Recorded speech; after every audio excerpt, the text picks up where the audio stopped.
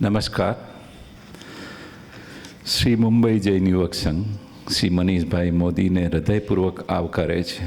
તેઓ પ્રથમવાર આ મંચ ઉપર પધાર્યા છે. ચાલો તેમનો પરિચય કરીએ. તેમના બાયોડેટામાં ખાસ વાત જાણવા જેવી મળી કે તેઓને ભારતીય હોવાનો ગર્વ છે અને આ ભારતીય સંસ્કૃતિ અને મૂલ્યોનો પ્રચાર કરી રહ્યા છે. ખાસ કરીને જૈન સૂત્રોના અનુવાદ કરવા, પ્રકાશિત કરવા, વેચવા અને જૈન સ્ક્રિપ્ચર ઉપર પ્રવચનો આપવાનું કાર્ય કરતા રહ્યા છે. આપ ઘણી ભાષાઓના જાણકાર છો, જેમ કે હિન્દી, ઇંગ્લિશ, ઉર્દૂ, ગુજરાતી, મરાઠી, પ્રાકૃત તેમજ સંસ્કૃત. આટલી બધી ભાષાઓના જાણકાર છે, નિષ્ણાત છે. સાહિત્યના જાણકાર છે અને જૈન તેમજ બુદ્ધ અને હિન્દુ સૂત્રોના અનુવાદ કરવામાં આપ નિષ્ણાત છો. અત્યારે આપ આપણા ગ્રેટ ગ્રાન્ડફાધર શરૂ કરેલ પબ્લિશિંગ હાઉસ ચલાવી રહ્યા છો, જેના વિશે આપણને ધન્વંતભાઈએ માહિતી આપી. આપે આચાર્ય વિદ્યાનંદ પાસેથી ગોલ્ડ મેડલ મેળવેલ છે અને best essay prize history of લોમાં મેળવ્યું છે. આવા બહુમુખી અને વિદ્વાન વ્યક્તિને તાળીઓથી વધાવીએ. આજનો આપનો વિષય છે સમાધિ તંત્ર કા રહસ્ય, શ્રી મનીષભાઈ મોદી.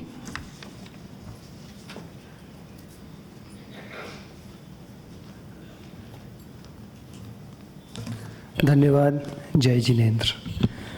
उम्मीद है आप सब साता में हैं या नहीं है? ठीक है. हम सारी जो भी साधना करते हैं उसका एक लक्ष्य होता है, और बाज़ दफ़ा यूँ होता है कि हम अपने कार्य में इतने डूब जाते हैं कि लक्ष्य को भूल जाते हैं. तो हर युग में कुछ न कुछ आचार्यों ने ऐसा लिखा है कि जिससे हमारा फोकस लक्ष्य पे रहे.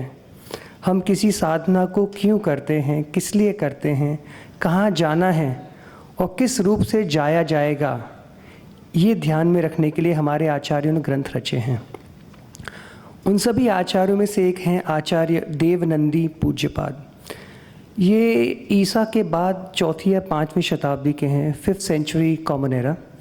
एंड इन्होंने 5 ग्रंथ लिखे हैं, जिनमें से एक प्रकृत ग्रंथ पर मैं बात करूंगा आज, क्योंकि ये रेलेवेंट टॉपिक है, परंतु उनके सारे ग्रंथ उल्लेखनीय एवं जानने योग्य हैं. उन्होंने सबसे पहले ग्रंथ रचा था जैनेन्द्र व्याकरण.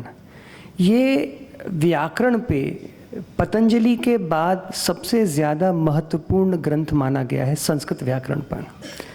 ये इनका रचा है 5वीं शताब्दी का. अनफॉर्चुनेटली हम जैन लोग ही संस्कृत को काफ़ी हद तक भूल गए हैं, तो इसलिए आज लोग जानते ही नहीं कि जैन लोगों का कितना योगदान है संस्कृत में. ख़ास तौर पे आचार्य हेमचंद्र ने इतना कुछ लिखा है संस्कृत में, परंतु खेद की बात है कि जितनी भी संस्कृत की पाठशालाएं या यूनिवर्सिटीज़ हैं वो कालिदास और भास और दंडी का नाम लेती हैं, परंतु जिनसेन और पूज्यपाद और हेमचंद्र का नाम नहीं लेती.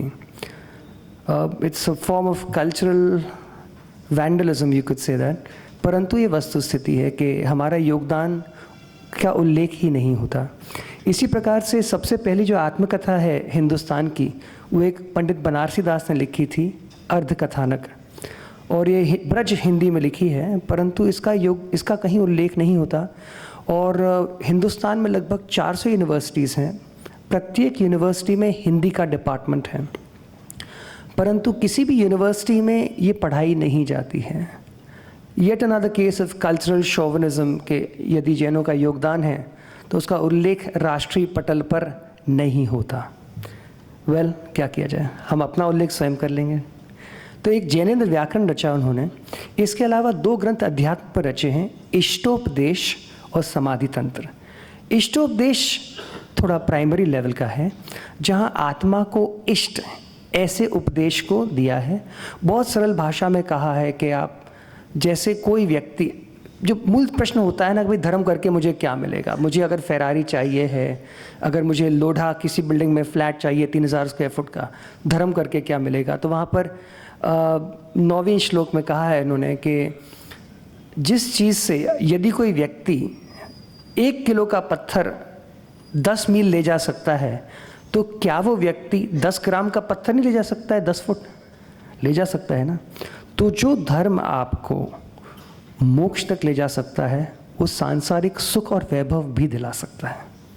मूल रूप से सांसारिक सुख और वैभव का कारण क्या है, मूलभूत सबस्ट्रैटम क्या है? वो बड़ा सरल है कि अगर आपके पास पुण्य है तो वैभव आएगा, पाप है तो नहीं आएगा। सातावेदनी कर्म है, हेल्थ रहेगी। सातावेदनी कर्म नहीं है, हेल्थ नहीं रहेगी। तो जिस चीज़ से हम आत्मा पर केंद्रित होते हैं, उसमें हम अशुभ भाव से उठकर शुभ भाव और शुद्ध भाव में पहुंच जाते हैं। तो जहाँ शुभ भाव है और शुद्ध भाव का लक्ष्य है, वहाँ पुण्य तो ऑटोमेटिकली आएगा। पुण्य कोई क्रिया नहीं कि आप जिम में जाके डंबल्स उठा रहे कि साहब मेरे को पुण्य कमाना है, बाइसेप बनानी है। पुण्य बनता नहीं है।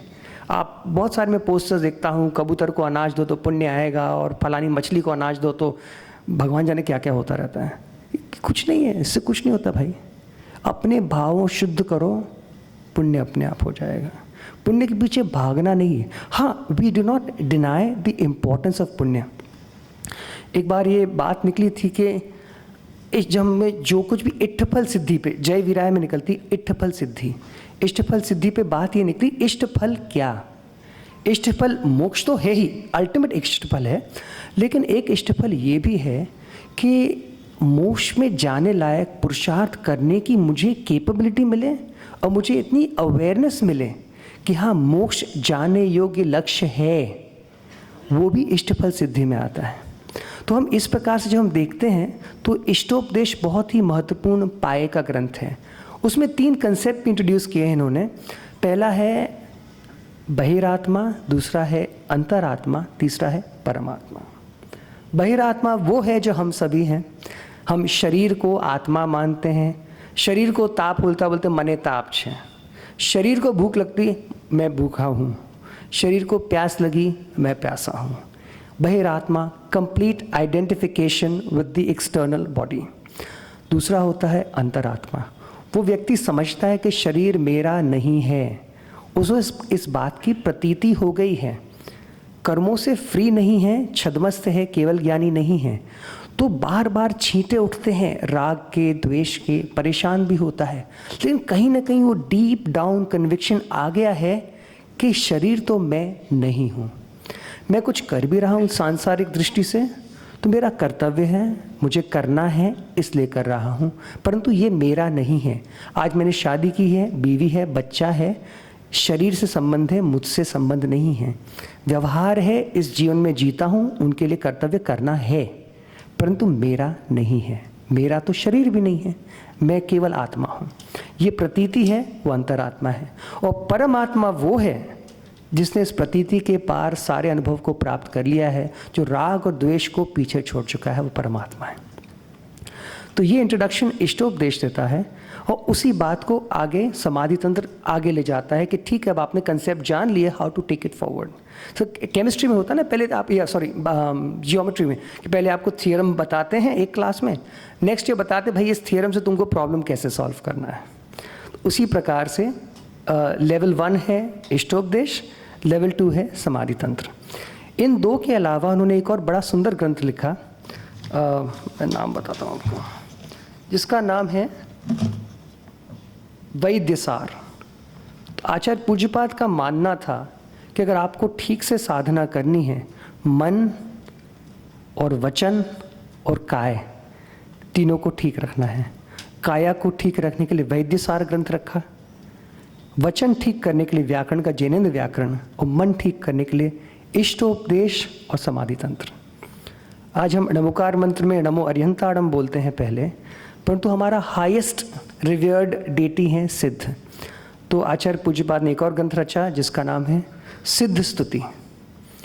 तो सिद्ध बनने के लिए क्या किया जाए, आगे कभी अवकाश मिला तो हम इन ग्रंथों पर भी चर्चा करेंगे।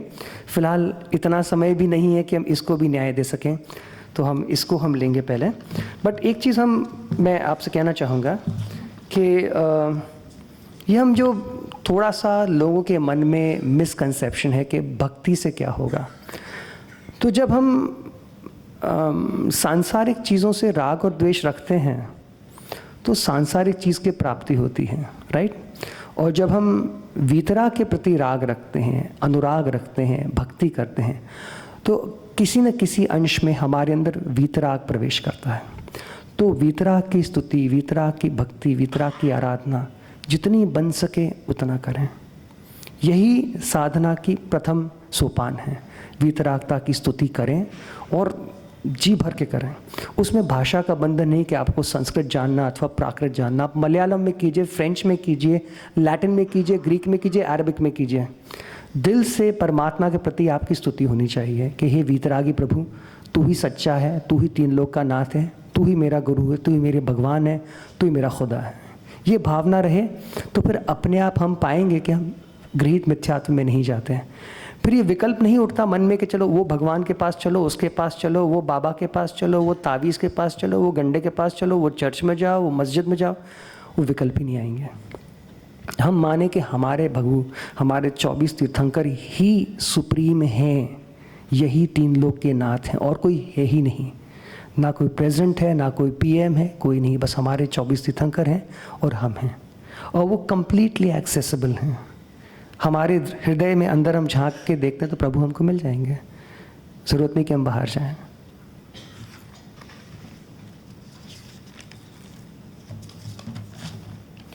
जब हम समाधि तंत्र को देखते हैं और पढ़ते हैं तो बहुत क्लियर है कि आचार्य पूज्यपाद ने स्वयं इस चीज़ को पाया है, इस बात को इंटरनलाइज किया है। यदि उन्होंने स्वयं इसकी प्राप्ति नहीं की होती, इसका अनुभव नहीं होता, तो यूँ लिख नहीं पाते। वो स्वयं बहुत ऊंचे स्तर के योगी थे और आचार्य महाप्रज्ञ जी ने उनके लिए कहा था कि जैन परंपरा में योगानुभूति को विशिष्ट स्थान देने वाले आचार्य पूज्यपाद प्रथम हैं। कि इसके पहले हम देखते हैं हमारा जो काल है, तो हमारा जो प्रथम काल आता है, हमारे तीर्थंकर हैं, उनकी दिव्य ध्वनि है, वो प्रथम काल हो गया।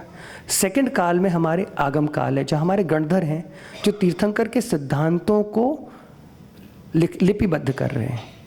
परंतु उसके बाद जब ना हमारे तीर्थंकर रहे, ना हमारे गणधर रहे, तब वैक्यूम हुआ कि भैया अब क्या करना है।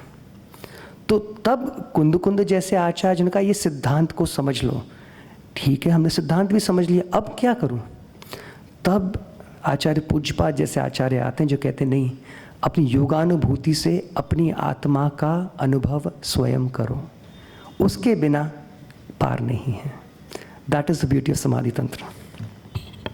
एक भगवान महावीर की बहुत सुंदर, बहुत ही क्या कहते हैं आप गुजरात में, टूंकनी बात नहीं, अगत्य बात है कि बहुत जैन धर्म का मर्म आ जाता है, जिसमें हम कहते हैं एगो में सासदो अप्पा नाण दंशन लक्षणों, शेष में बहिर्भाव सव्य संजोग लक्षणों।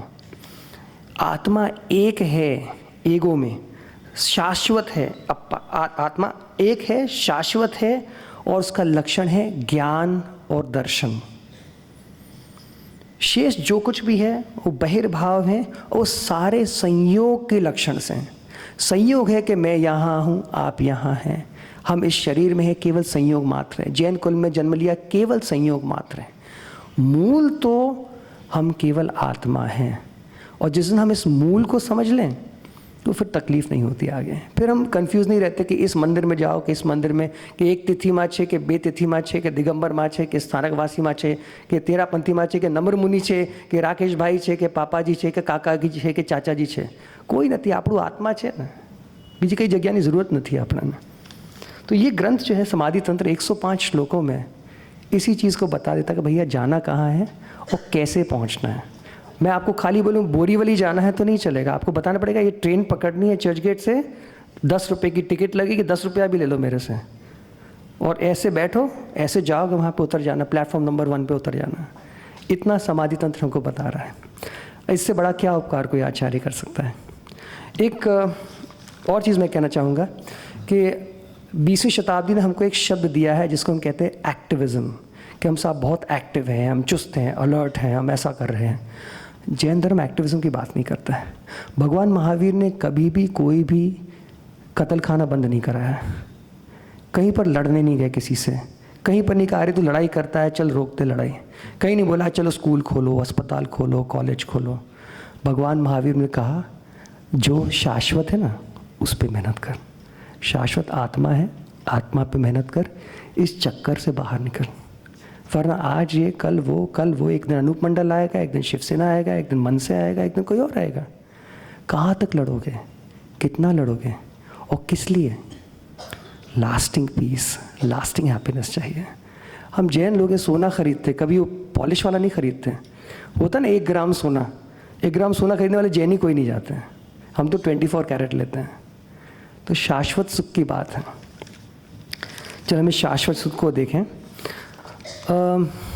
बिफोर दैट एक और चीज़ कहूँगा कि हमारे यहाँ बहुत भ्रांतियाँ हैं, निश्चय है, व्यवहार है, ये मार्ग सच्चा कि वो मार्ग सच्चा कि इससे ऊपर निकल के जाओ, कहाँ जाओ।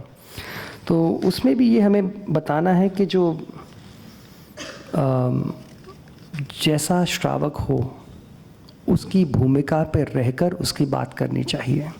इस पे भी आचार्य कुंद का एक इंस्ट्रक्शन है, शुद्धो शुद्धा देशो नायवो परभाव वर्षिहिम पवहारे सिया पुण्य दुस अपो दिट्ठा भावे।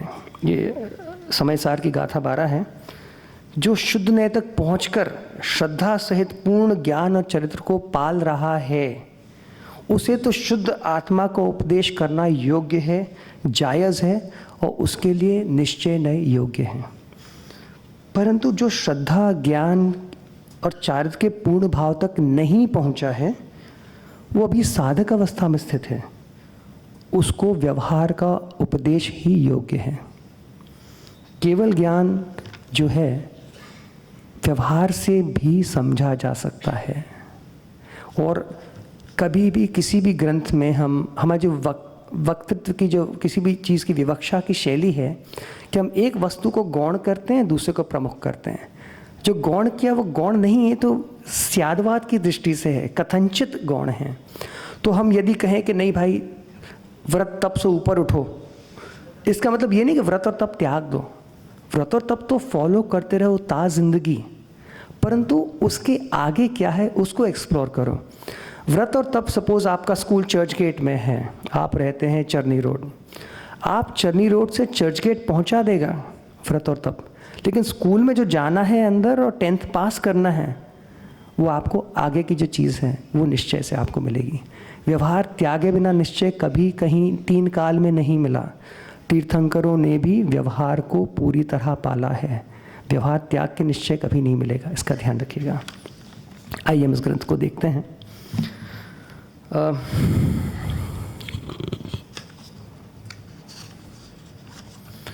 इसकी जो जितनी गाथाएं हैं ना, इतनी खूबसूरती से, एक और चीज़ जो व्यक्ति संस्कृत को पढ़ता है वो इस ग्रंथ को जब पढ़ता है ना तो कहता है जिस तरीके से ये छंदबद्ध ग्रंथ है और जिस तरीके से छंद में एक लाइन को पकड़ के फिर दूसरी लाइन को लिया है, इतनी खूबसूरती से लिया है कि आदमी मुग्ध हो जाता है कि how has this person phrased it so beautifully. और आप समझिए 5वीं शताब्दी का दिगंबर आचार्य, कुछ नहीं है उसके हाथ में, एक पीछे एक कमंडल है, कहीं पर कोई मिल गया पत्ता, ताड़ का पत्ता, उसमें लिख दिया, छोड़ दिया, किसी श्रावक ने अगर बचा के रख लिया तो बच गया। ऐसे हज़ारों ग्रंथ होंगे हमारे जैन साधु ने लिखे जो हमको मिले ही नहीं, ख़त्म हो गए क्योंकि लुप्त हो गए काल की वजह से। फिर भी जो मिला है उसको हम पकड़ लें, इट इज़ सफिशिएंट कि हम अपना आत्मा का कल्याण कर सकें।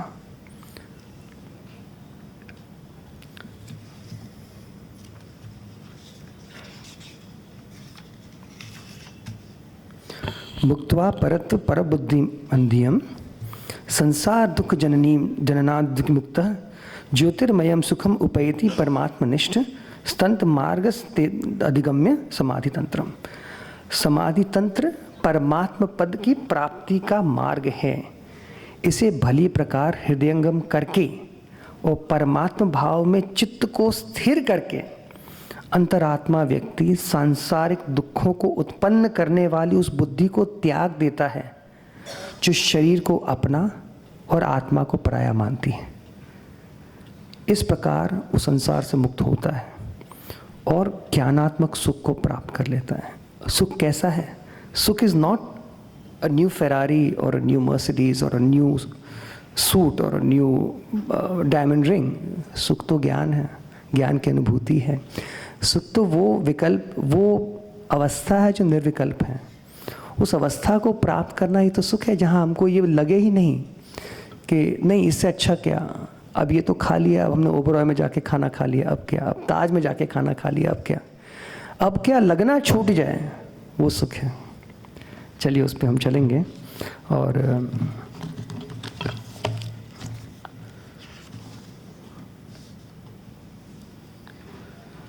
हम सबसे पहले सिद्ध भगवान की स्तुति करते हैं, क्योंकि वो जानते थे कि स्व क्या है और पर क्या है, और जो स्वयं अनंत अक्षुब्ध नॉलेज को जो पर्सोनिफाई कर रहे हैं। कैसा नॉलेज है? अक्षय नॉलेज है। ये नॉलेज कभी लुप्त नहीं हो सकता। हम पढ़ते हैं, सुनते हैं कि नालंदा में लाइब्रेरी को जलाया, 12 साल तक जलती रही। उसमें आत्मा की अनुभूति को जला सकता है क्या? नहीं। पुस्तकें जला सकते हैं। आप जड़ को जला, जड़ तो वैसे ही ख़त्म हो जाएगा। आज हम कागज़ छापते हैं, ये बहुत अच्छा कागज़ यूज़ करते हैं, सुपर सनशाइन, इसकी लाइफ होती 30 साल। आप लीगल डॉक्यूमेंट्स होते हैं हमारे, वो होते हैं लकी पार्चमेंट पे, उसकी लाइफ होती 100 साल। बहुत आप विकल्प करके प्लास्टिक पे छाप दोगे 500 साल का नाम लेके, तो स्याही नहीं बचेगी, सिर्फ कागज़ के प्लास्टिक के टुकड़े रहेंगे। बचेगा केवल आत्मानुभूति, आत्मज्ञान, आत्मदर्शन, और वो कोई ले जा नहीं सकता आपसे। आपको गन पॉइंट पर रख के आदमी आपका सोना चांदी, आपकी चेन छीन सकता है, आपके घर में एंट्री करके आपकी ज्वेलरी उठा सकता है। आपकी आत्मा का अनुभव कोई ले सकता है क्या? नहीं। उसी में जाना हमको। तो यहाँ कह रहे हैं कि हम जैन लोग जिनकी स्तुति करते हैं वे 5 हैं: सिद्ध, अरिहंत, आचार्य, उपाध्याय और साधु। सबसे महत्वपूर्ण है हमारे सिद्ध और अरिहंत। और जो भी व्यक्ति अपने आत्मा की उन्नति चाहता है, जो चाहता है कि मुझे मुक्ति मिले, उसको भेद ज्ञान की प्राप्ति करनी है। भेद ज्ञान को पर्सोनिफाई करने वाले हमारे अरिहंत और सिद्ध हैं, जो 12वें गुण स्थान पे कहाँ से पहुँचे? कैसे पहुँचे? भेद ज्ञान से।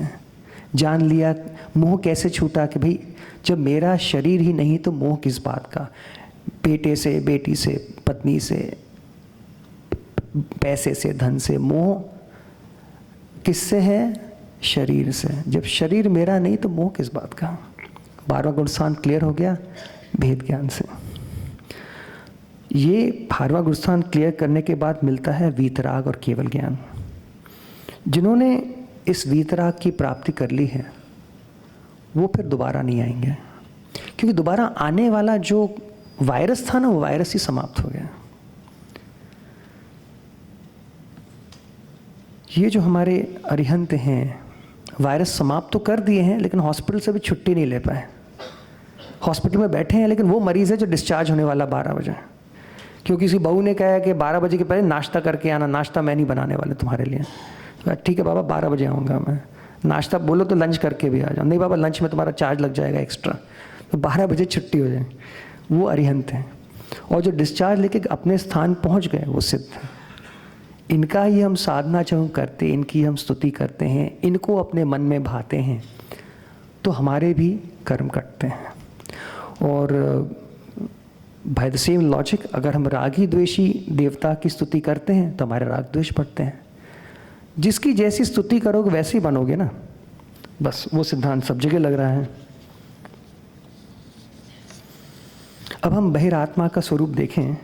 बहिरंतः परश्चेति त्रिधात्मा सर्वदेहेषु उपेयात् तत्र परमं मध्योपायाद बहिस्त्यजेत।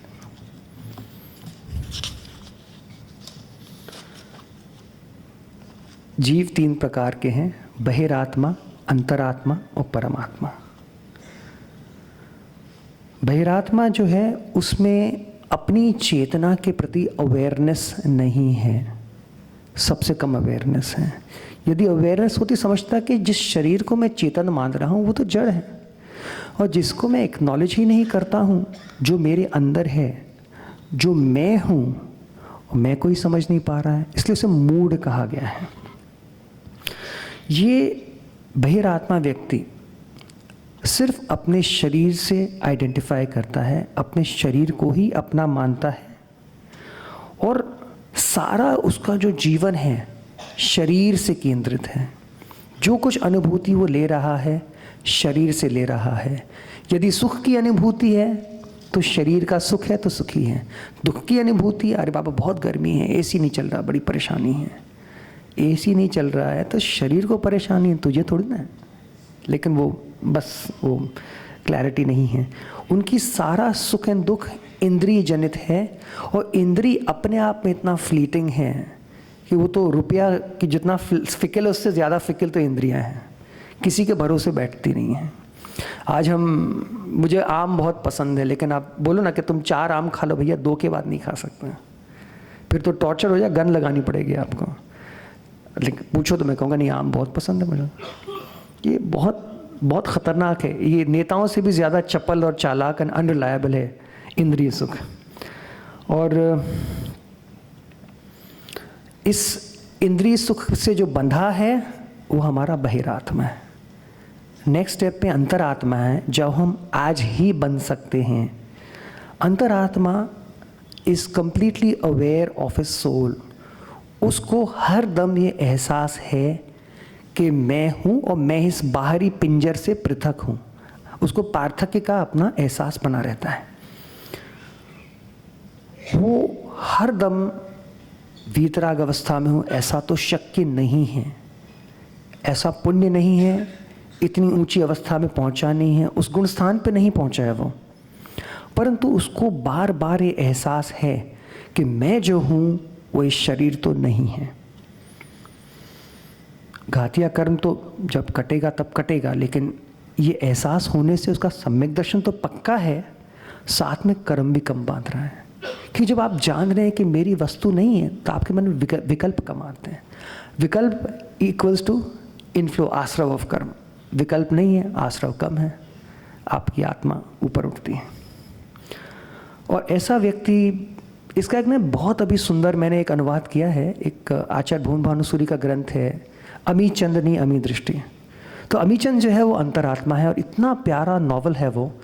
उसमें इसी बात को बार बार कहा है कि देखो ये जो हो रहा है मेरे साथ, मेरा छोटा भाई दगा दे रहा है, ये तकलीफ़ है, बिजनेस में तकलीफ़ है, ये सब मेरे कर्मों का उदय है। I will not blame my younger brother, I will not blame his wife, I will not blame life, I will not blame Karma. कर्म से हो रहा है, होने दो। मैं अपने आत्मा की शांति को भंग क्यों करूं? और जो पूरी स्टोरी में यही बता रहे हैं कि अंतरात्मा व्यक्ति कैसे किसी भी डिफ़िकल्टी को फेस कर सकता है। अपना काम करता जाता है, डिटैच रहता है। एक दिन बेचारे का इतना समय ख़राब आता कि जेल में चला जाता है।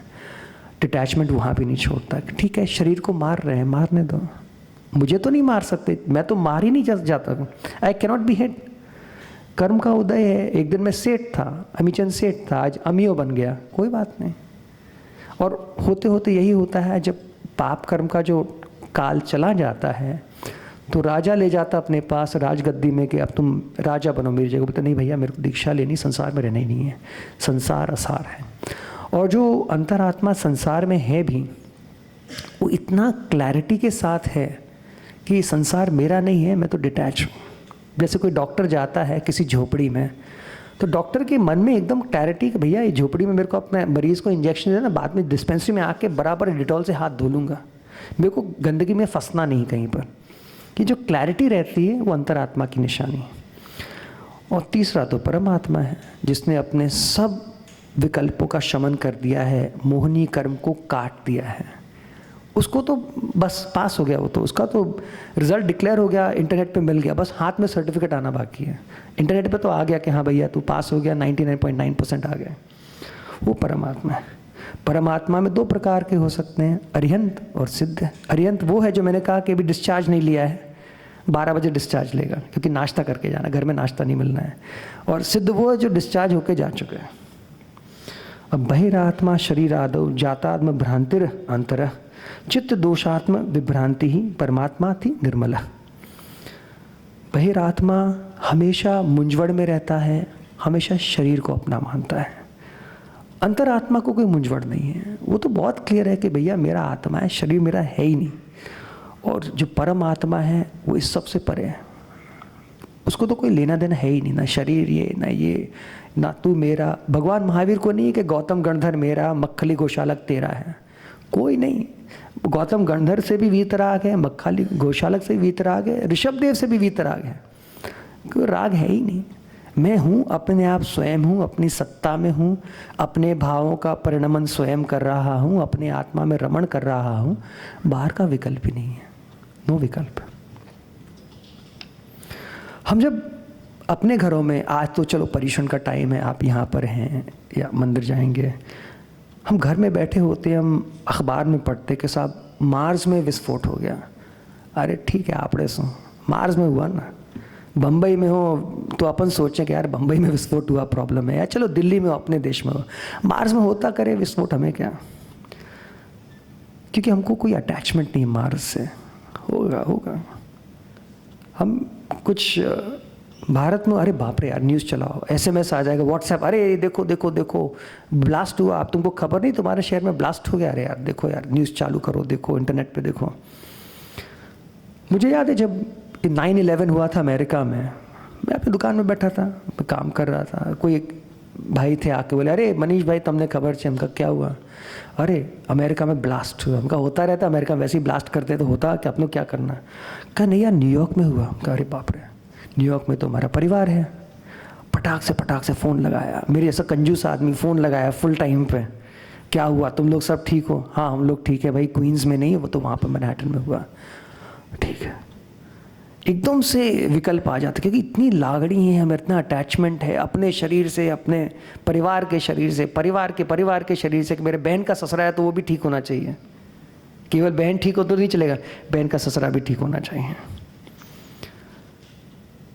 तो एक तो एक्सप्लोजन हो गया मार्स में, मेरे पेट का पानी भी नहीं हिला। एक हुआ न्यूयॉर्क में, एकदम से घबरा गया, क्या हो गया? क्योंकि ये जो अपना लागणीशीलता है, हम ममता कहते हैं ना, ममता सारी वस्तु न थी, ममता रे तो समता न थी रहती। सास बहू का रिश्ता है, दोनों जमती नहीं ममता और समता में, या तो समता रहेगी या ममता रहेगी, ममता में समता नहीं होगी। और ये जो बहिर आत्मा है ना, ममता में रहता है। या तो अपने प्रति ममता दो प्रकार की होगी, एक तो अपने प्रति प्रेम, एक जिसको हम परसीव करते हैं एज दुश्मन, उसके प्रति द्वेष। दोनों में ममता है। हम किसी को मार रहे हैं, अरे पाकिस्तानी इसको मारो, ममता है, क्योंकि भारत से ममता है ना, उसके लिए उसके प्रति द्वेष है। ममता है तब तक समता नहीं रहेगी। ममता बनर्जी को डिफीट करना तो कोई समता भी लानी पड़ेगी आपको।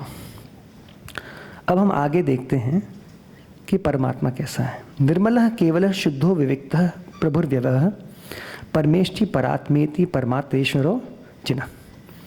परमात्मा तो पूरी तरह निर्मल है, शुद्ध है। मल यानी फ्लॉ। क्या फ्लॉ है? अटैचमेंट का है, मिथ्यात्व का है, कषाय का है। फ्लॉज ही फ्लॉज हैं, क्या फ्लॉ नहीं है? और परमात्मा कैसा है? निर्मल है। परमात्मा जो हमारे होते हैं, कोई भी परमात्मा, ना बंदूक होती है, ना तलवार होती है, ना चक्र होता है, कुछ नहीं, ना स्त्री होती है। परमात्मा तो अपने अंदर लीन है। उसको कहाँ विकल्प है कि बंदूक रखूं, कि भाला रखूं, कि कटार रखूं, कि स्त्री रखूं, कि मेरा पैर कोई दबाए, कोई मेरा सिर दबाए? किस लिए? कोई विकल्प नहीं परमात्मा को। तुम मेरी पूजा करो, भक्ति करो, मैं प्रकट होऊंगा, अपने भक्त के सपने में प्रकट होऊंगा, उसको खुश करूंगा। सरकारी अफसर नहीं है परमात्मा। परमात्मा तो अपने अंदर लीन शुद्ध आत्मा है। आप उनकी स्तुति करके स्वयं अपने पापों को काटेंगे, पुण्य का अर्जन करेंगे। That's all. परमात्मा का इसका निमित्त नैमित्तिक संबंध भी नहीं है, कारण कार्य संबंध भी नहीं, कोई संबंध नहीं है। परम वीतराग में तो दूसरे से कोई संबंध है ही नहीं। वो तो प्रभु हैं। प्रभु यानी वो दी ऑलमाइटी। ऑलमाइटी इसलिए नहीं कि वो कुछ कर सकते हैं कि भगवान बचा लो। भगवान तो बचाते ही नहीं है। भगवान ने बचने का मार्ग बताया है कि बेटा तू मार्ग बता के गया हूँ, मार्ग पे चलेगा तो बच जाएगा। और प्रभु तो बोलते हैं तुम ऐसे, जो भक्तामृत स्तोत्र में 10वां जो आता है ना श्लोक, कि ऐसा सेठ है भगवान, क्या बोलता है, तू मेरा नौकर नहीं बन, तू भी सेठ बन जा। हम तो सोचते यार पगार बढ़ाते जाओ, एक साल में 1-1 हज़ार बढ़ाओ, हर दिवाली बढ़ा दो, एक दिवाली उसका बोनस दे दो, अपने यहाँ काम करेगा अगले 20 साल। भगवान तो बोलते तू स्वयं सेठ बन, मेरे बगल में बैठना, तू क्यों नीचे बैठा है? ऐसे भगवान है हमारे। और हम जब जो कैटेगरी यदि करना ही है तो Hindu Muslim, Indian Pakistani, black white brown ये कैटेगरी नहीं करो, इंसान जानवर बकरी कोई कैटेगरी नहीं करो, 2 ही कैटेगरी करना है, केवली और छद्मस्त। हम कहाँ हैं सोच लो, कहाँ जाना है वो सोच लो, फिर कोई पूरी क्लैरिटी रहेगी। फिर ये द्वेष नहीं रहता, ये ऐसा वाला है वो वैसा होता है, वो वैसा वाला है वैसा होता है। गुजराती भाई बोलेंगे कच्छी लोग ऐसे बेकार हैं पॉलिटिक्स करते, कच्छी बोलेंगे वो मारवाड़ी बेकार है वो ऐसे है, मारवाड़ी बोले कोई तीसरा बेकार है। कोई नहीं, सब बेकार हैं, सब अच्छे हैं, अपने अपने कर्मों का परिणमन सब कर रहे हैं, सब अपने इंद्रियों का पोषण कर रहे हैं और मिथ्यात्व में सारे डले हुए हैं। हम कहते हैं श्रावक श्रावक, श्रावक कौन है? श्रावक वो है जो चौथा गुण स्थान में है। कहाँ वो चौथे गुण स्थान में है? श्रावक वो जो श्रम कर रहा है कि मैं श्रावक से साधु बनूं, साधु से केवली बनूं, वो श्रावक है। अपन कहाँ बाय बर्थ जैन हो गए, मंदिर चले गए, देरासत चले गए, उपाश्रय चले गए, हो गया। एक्सीडेंट ऑफ बर्थ से हम जैनी हो गए, हम ऐसा खाना खाते हैं, सामने वाला ऐसा खाना खाता है, वो कोई है ही नहीं। There is no meaning to. ये हमने अपने मन में बना दिए हैं। जो सच्चा श्रावक तो श्रम कर रहा है कॉन्स्टेंटली कि मैं यहाँ क्यों हूँ, मुझे यहाँ से निकलना है, और रोज़ रात को समाधि मरण कर रहा है कि सवेरे उठा तो ठीक, नहीं तो समाधि। रोज़ संथारा ले रहा है, वो श्रावक है। हर पल संथारा ले रहा है कि प्लेन में बैठे हैं संथारा, पहुँच गए तो ठीक, नहीं पहुँचे तो जय जिनेंद्र, वो है श्रावक। बहिरात्मा जो है ना, अपने सारे दरवाजे खिड़की खुले रखता है, जितनी धूल है सब आ जाए। अपन ऐसा करते हैं क्या? नहीं करते ना, सब दरवाज़ा बंद, अरे बाप रे बहुत धूल आ रही बंद करो, बारिश आ रही बंद करो। लेकिन हम स्पिरिचुअली क्या करते हैं? सारे बारी बारना खोल दो, सब जितनी धूल है सब कचरा अंदर आया है। करते कि नहीं करते? कितना राग है, कितना द्वेष है। पड़ोसी की बेटी की शादी तो कितने खुश हो रहे हैं, अरे तेरी तो बेटी भी नहीं, पड़ोसी की बेटी की शादी फिर भी खुश हो रहे हैं। कोई रिश्तेदार आपका मर गया, दुखी हो रहे, अरे वो मरा यार तुम तो नहीं मरा, क्यों दुखी हो रहे हैं? इतना हम क्रिकेट मैच में हम दुखी हो जाते हैं, फुटबॉल मैच में दुखी हो जाते हैं। अपनी कार अपन ड्राइव कर रहे, सामने वाला फास्ट काट के निकल गया, कितना गुस्सा आता है, अरे कैसे काटता है ये आदमी, कितना एक एक सेकंड हमने अपने सारे दरवाजे खुले रखे हैं। आजा भैया सारा कीचड़ मेरे ऊपर आ जा, मेरे पास कीचड़ की कमी थी और आ जाओ। एंड हम इसको बोलते कितना स्ट्रॉन्ग है, पैशन है। विराट कोहली सच अ गुड कैप्टन, इतना पैशनेट है, दिन भर माँ बहन की गाली देता है, बदतमीज़ है लेकिन बहुत अच्छा है, क्योंकि पैशन है। Passion is the worst thing possible. Passion means कषाय, कषाय मीन्स संसार, संसार मीन्स दुख। पैशन करना नहीं करना आप सोच लो। अब आगे इसका रास्ता भी बता देते हैं कि जो आपको यदि नरक में जाना है ना, तो खूब राग द्वेष बढ़ाओ, खूब जम के राग द्वेष बढ़ाओ, नरक की गारंटी है। स्वर्ग में जाना है, सत्कर्म करो, राग द्वेष मत छोड़ो, लेकिन सत्कर्म करो, स्वर्ग में जाओगे। मोक्ष में जाना है ना, तो सारे विकल्प छोड़ दो, अपने आप मोक्ष हो जाएगा। मोक्ष के लिए ये डेस्टिनी नहीं होती कि मोक्ष जाना है उसके लिए स्पेशल जॉगिंग करनी है, स्पेशल ट्रेनिंग, महेश ट्यूटोरियल जाना है, साहब हमारे मोक्ष की क्लास है। कोई क्लास ही नहीं होती मोक्ष की, तो विकल्पों का शमन से मोक्ष होता है। हम सबको ये सोचना है कि किस चीज़ से मेरा ये जो बंधन, जो बार बार रोज़ में जो मेरा मीटर चालू करता हूँ ना, टैक्सी छोड़ के यार मीटर चालू है आपका, मीटर बंद करना है। और मीटर बंद होगा केवल डिटैचमेंट से, उसी पे हमको कोशिश करनी, उसी पे मेहनत करनी है। एंड जितना भी ये शास्त्र है पूरा, सालों साल पढ़िए, बार बार पढ़िए, आपको यही उपदेश बार बार देगा कि भैया तेरा अटैचमेंट छोड़, अटैचमेंट छोड़। अटैचमेंट में रहेगा ना, मर जाएगा, फिर जन्म लेगा। वो एक सेठ जी वाली जोक आती है ना कि फलाना फलाना XYZ सेठ जी थे। वो सेठ जी मृत्युशैया पे थे बेचारे, और बोला भाई मेरा बेटा नंबर 1 कहाँ है? हाँ जी पिताजी मैं इधर हूँ। बेटा नंबर 2 किधर है? मैं। बेटों को लग रहा है यार ये विल साइन कर नहीं दे कुछ उल्टा सीधा, तो मैं मर जाऊँगा। सारे बेटे सामने आ गए। बेटा नंबर 3 मैं भी इधर हूँ पापा। बेटा नंबर 4 मैं भी इधर हूँ। अरे तो दुकान में कौन है? मरते मरते भी दुकान नहीं छूट रही। कैसे हम संसार छोड़ेंगे? कैसे छूटेगा ये सारा जो हम कर्म का ढगला कैसे छूटेगा हमारा? इसी के लिए बार बार जो हम आत्मा पे चिंतन करें, ईश्वर पे, भगवान पे चिंतन करें, फोकस रहे कि मुझे इस भगवान में ही जाना, भगवान की ही प्राप्ति करनी है, मुझे स्वयं भगवान बनना है, तो ही कुछ हमारा भला होगा। वरना लेक्चर्स होते रहेंगे, आते रहेंगे, अपन सुनते रहेंगे, मंदिर जाएंगे, उपवास करेंगे, बैंड बाजा करेंगे, होपफुली कुछ किताब भी खरीदेंगे तो मेरा भला होगा, बट धर्म नहीं होगा, मोक्ष नहीं होगा। मोक्ष का तो वही मार्ग है। जब तक हमारा सोल जो है फॉल्स आइडेंटिफिकेशन में अटका हुआ है, तब तक मोक्ष नहीं होगा, तब तक अविद्या ही होगी। एक होता है विद्या, नॉलेज, एक होता है अविद्या, इग्नोरेंस या नीशियंस। अविद्या में रहोगे तो कैसे होगा? अब आप बोलो मैं कंप्यूटर की नौकरी करता हूँ, कंप्यूटर चलाना ही नहीं आता, तो कैसे चलेगा? तो हम बार बार कहते हैं अपने आप को हम धर्म करते हैं। एक तो हमारे जैनी भी कई कई प्रकार के होते हैं। एक तो होते हुए जो रोज़ मंदिर जाते हैं, एक होते वो खाली चातुर्मास मंदिर जाते हैं, एक होते खाली परिक्षण के 10 दिन या 8 दिन मंदिर जाते हैं। लेकिन इन सभी से पूछते भैया तेरे को मिला क्या? क्या प्राप्ति करी? वीतरागता आई कि खाली मालूम पड़ गया कि हाँ फलाने सेठ ने इतना डोनेशन दिया है, उसने इतना डोनेशन दिया, आज इधर इलेक्शन है और उधर जाने का है, उधर कमेटी है। जो जानना चाहिए वो जानो, बाकी सबको त्यागो। मंदिर जाना बहुत अच्छी बात है, मैं कभी नहीं कहूँगा मंदिर मत जाओ, कि उपाश्रय मत जाओ, कि देरासर मत जाओ।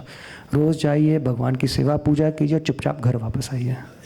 You don't have to ask के फलाना भाई आप मिले नहीं, क्या बात है, फलानी बहन आप कैसी हैं, बहू ठीक से रखती कि नहीं रखती, डजंट मैटर। उनके कर्मों का उदय है, वो जाना है। We don't get into it. देहे स्वबुद्धिर आत्मानम युक्तयेतेन निश्चयात् स्वात्मन्येव अधिसस्ता विजयोति देहनम। जो गलत फहमी में जीता है ना, जो मिथ्यात्व में जीता है, वो बार बार इस आत्मा को शरीर से जोड़े जाता है और इनवेरिएबली वो आत्मा से दूर हो जाता है। एक बार में एक ही जगह चलता है ना, बाइनरी कोड है, या आत्मा या शरीर, दोनों एक साथ तो नहीं चलेगा। इसलिए इष्टोपदेश में भी एक श्लोक आता है कि जो संसार में जगा हुआ है, अलर्ट है, अवेयर है, वो आत्मा के प्रति सोया हुआ है, और जो आत्मा के प्रति जगा हुआ है ना, वो संसार के प्रति सोया हुआ है। ये बाइनरी कोड है, आइदर दिस और दैट, तीसरा विकल्प नहीं होता। हम जो सोचते हैं ना, नहीं साहब संसार भी अच्छा हो जाए हमारा और फिर मोक्ष भी हो जाए, ऐसा नहीं होता है। या तो आप डाइटिंग कर लो या फिर आप मोटे हो जाओ। आप बोलो कि नहीं साहब डाइटिंग भी नहीं करूँ, पतला रहूँ, तो वैसा तो नहीं होगा। वो क्लैरिटी हमको लानी पड़ेगी। मूल जो संसार के दुखों का मूल है, मूलम संसार दुःखस्य देह एवात्मधीस्ततः त्यक्त्वैनाम प्रविशेदार बंतर व्यापृतेन्द्रिय। The key to all worldly suffering is our identification with the body. Hence, we should give up identifying with the body, stop our senses from straying towards external stimuli and look inwards. सारा संसार के दुख का कारण है हम आत्मा को अपनी मानते हैं। आत्मा को अपना मानना छोड़ दो, अपने इंद्रियों पे जो बाहर की ओर भटकते हैं वो भटकन छोड़ दो। सब बाहरी जो स्टिमुलाई हैं कि अरे इसने मुझे ऐसा बोला, मैं कैसे चुप बैठूं, उसने ऐसा किया, मैं कैसे चुप बैठूं, उसने मेरी गाड़ी पे कचरा फेंका, मैं कैसे चुप बैठूं। फेंकने दो, अंदर देखो, सब मिल जाएगा। बहुत सरल बात है ना, है कि नहीं सरल, कि कठिन है?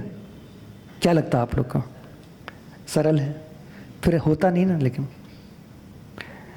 बस प्रैक्टिस करते नहीं है। मूल ना इच्छा नहीं है। हम सबके मन में रहता है कि नहीं यार ये तो ठीक है, अभी देखेंगे, हो जाएगा, बाद में कभी देखेंगे, आपड़े करसूं, लास्ट 2 मंथ्स हम पढ़ाई कर लेंगे फाइनल के पहले, अभी क्या करना है ना। अभी तो चलता है वैसा चलने दो। अच्छा मूवी जाना है, अभी देखो 5 दिन छुट्टी है बच्चे की, कहीं घूम के आते हैं, गणपति के बहाने कहीं घूम के आएंगे, 5 दिन छुट्टी है, नई मूवी कौन सी लगी देखते हैं सैटरडे को, नई कौन सी रेस्टोरेंट खुली है, भाई पर्यूषण पूरा हो गया है, या दिगंबर पर्यूषण स्टार्ट होने वाले उसके पहले धासन चौथ बोलते हैं, आज दबा के खा लो, कल से पर्यूषण, आज तो खा लो अच्छे से, धासन चौथ मनाओ, पंचमी से पर्यूषण लगना है। फिर यही है ना, इतना ही है, आगे बढ़ ही नहीं पाते, इधर के इधर रह जाते हैं।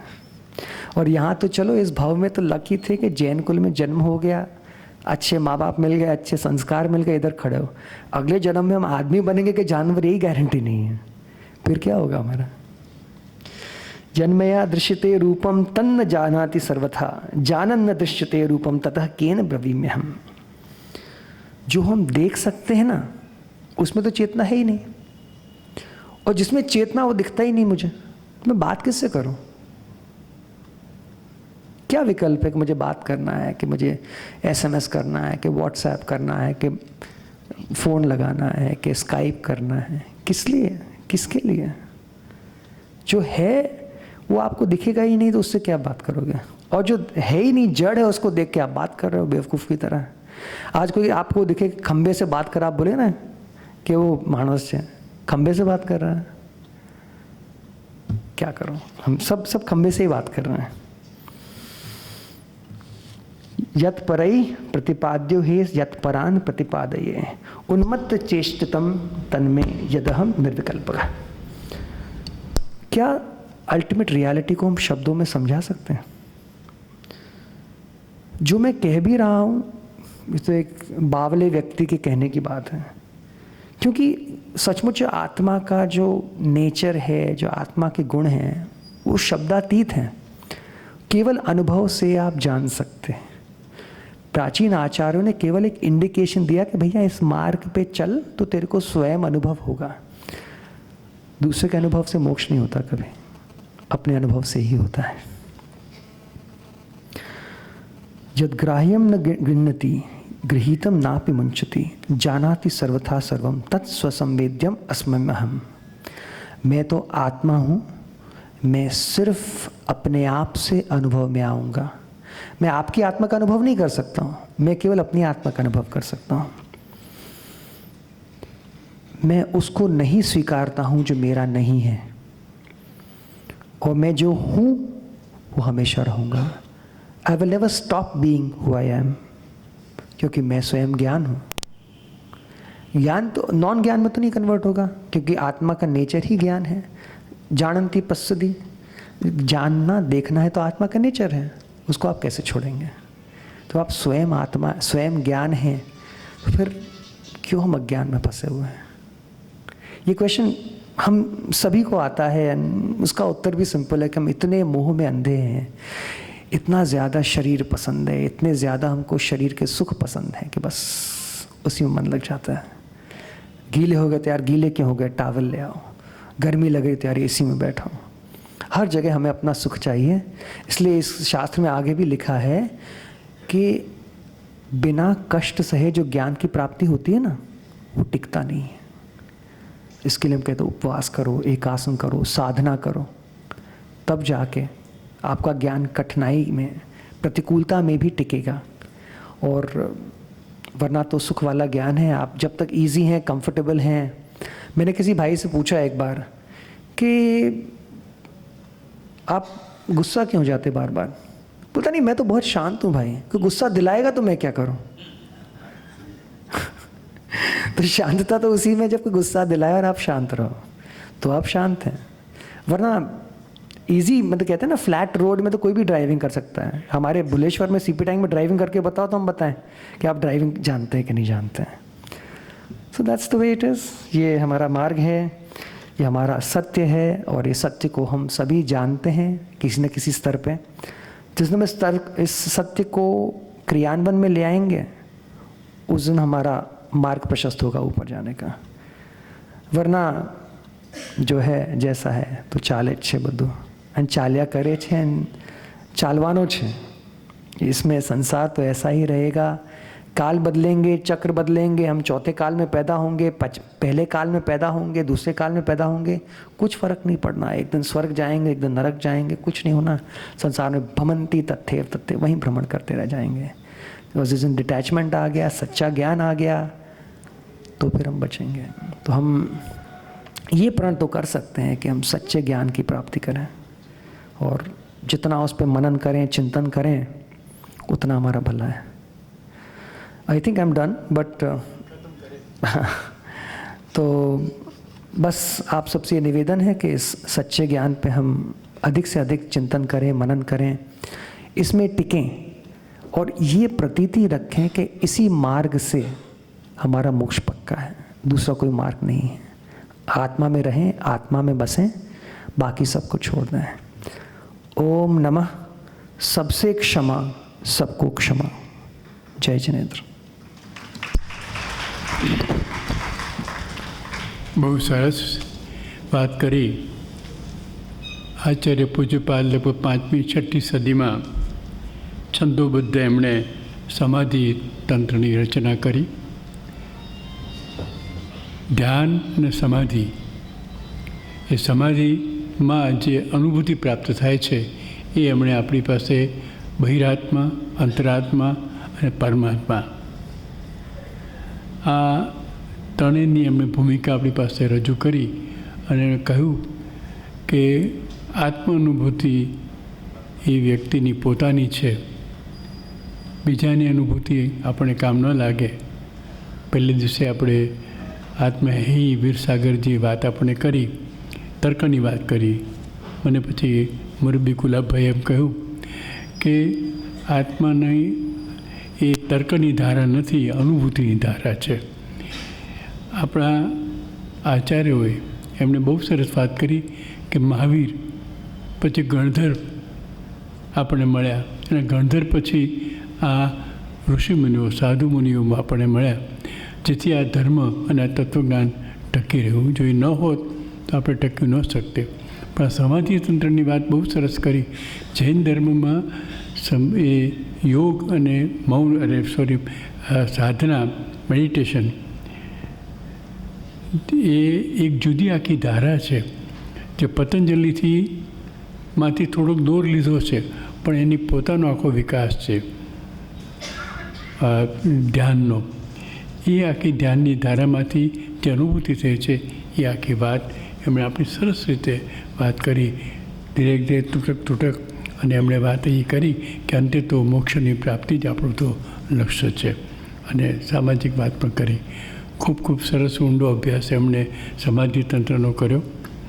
આવા ઘણા ગ્રંથો આપણી પાસે છે કે એક ગ્રંથ આપણે લઈએ તો મહિનાઓ સમય નીકળી જાય અને આપણી પાસે તત્વ આપણને મળે. હું ખરેખર આપણા સર્વવતી મનીષભાઈનો અંતરથી આભાર માનું છું. આપણે એમને તાળીઓથી બતાવીએ.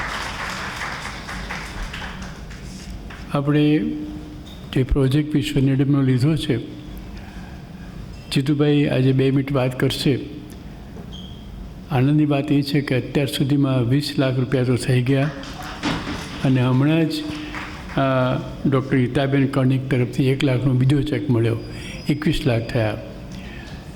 ઝૂંપડપટ્ટીના બાળકો માટે મેં આપણે કહ્યું તેમ આપણી ભવિષ્યની પેઢીને સમકક્ષ કરી શકીએ એવા યુવાનો આ જીતુભાઈ તૈયાર કરે. એમણે અશોક તૈયાર કરવા, ચંદ્રગુપ્ત તૈયાર કરવા છે, ચાણક્ય બનીને. સારી વાત છે. જો એ નહીં બને તો બાળકો કેવી પરિસ્થિતિમાં કેવા મોટા થશે અને આપણા બાળકોને કેવા મિત્રો મળશે. તો એના માટે પણ આપણે આપણો હાથ લંબાવી અને 35-40 લાખ રૂપિયા જમીન માટે એમને જોઈએ છે, એ આપણે કોઈપણ સંજોગોમાં એકઠા કરવાના છે. જીતુભાઈ, તમે 2 મિનિટ વાત કરો, પછી આપણે બીજા વક્તા તરફ આગળ વધીએ. વલ્લભભાઈને વિનંતી કરું કે આપ ઉપર બિરાજો, પ્લીઝ. આપ આવીએ.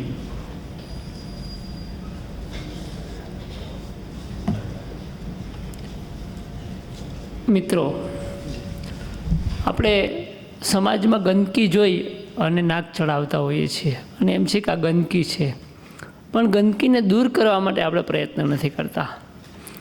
મહાભારતનો એક પ્રસંગ છે. દ્રૌપદીનો સ્વયંવર રચાય છે ત્યારે કેટલાય બધા રાજા અને રાજકુમારો આવ્યા હોય છે. માત્ર એક અર્જુન જ સફળ થાય છે, કારણ કે એને લક્ષમાં માત્ર માછલીની આંખ જ દેખાય છે. એ મને ઝૂંપડપટ્ટી વગરનો સમાજ જ દેખાય છે.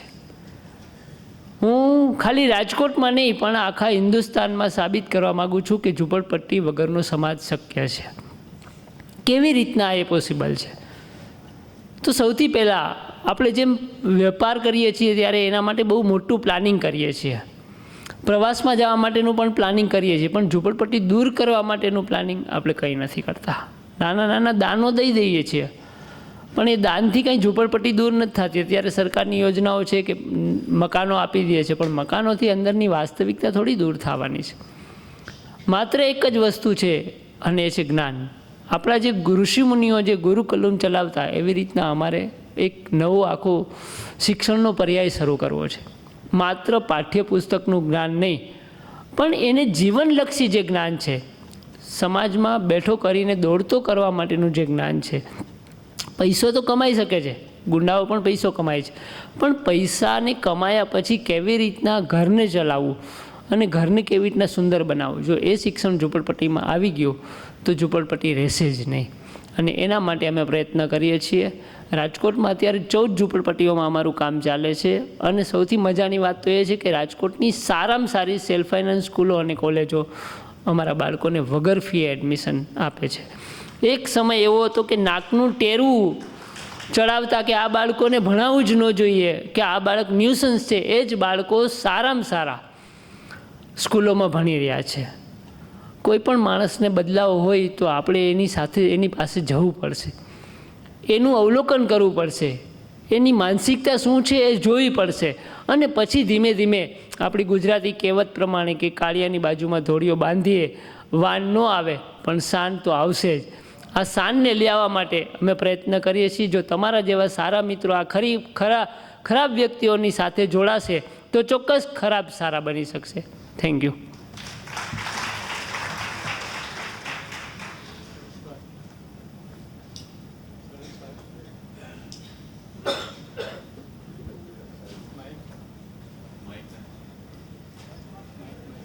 Mike.